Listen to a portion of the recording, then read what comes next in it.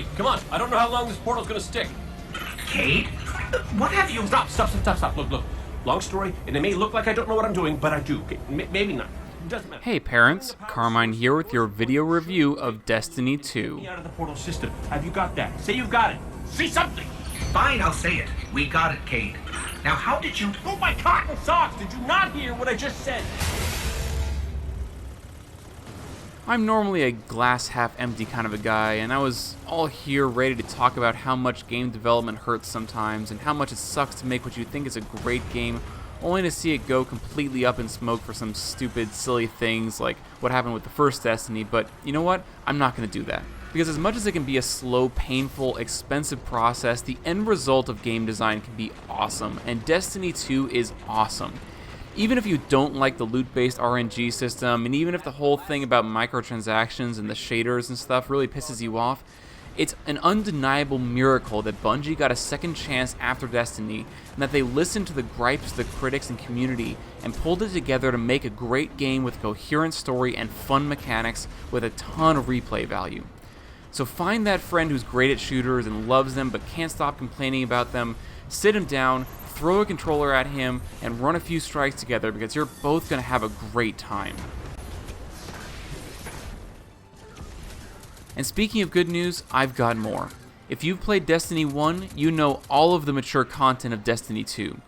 You'll use a somewhat ridiculous amount of weapons to shoot enemies, and this type of content makes up the vast majority of the game. Some of the enemies will lose their heads when they're killed with a headshot, but the fast-paced nature of the game diminishes this. Couple this with the fact that one entire race of enemies is robotic, and this diminishes significantly. It's not murder if it's robots. Please come visit me again.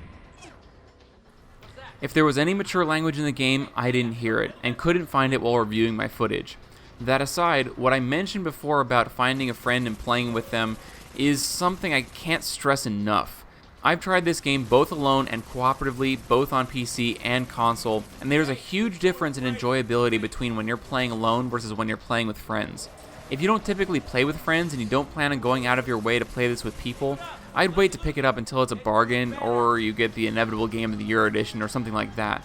Because while this is a great game with solid mechanics and an actual story with well-written characters, it requires repetition in order to complete everything, and having people to play through this together makes the repetition significantly more palatable. But to me, it's undeniable that Destiny 2 is a far better game than its predecessor.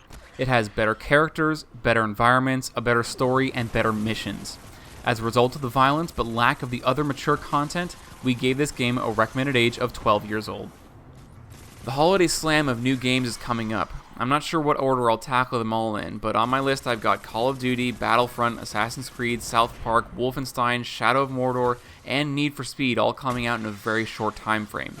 I'll hit as many of them as I can before Christmas, but exactly how many that is remains to be seen. And yes, I've still got my eyes on requests like Battlegrounds, and maybe Divinity Original Sin 2 if I can convince a certain gamer girl to play with me. So look for those and more coming soon.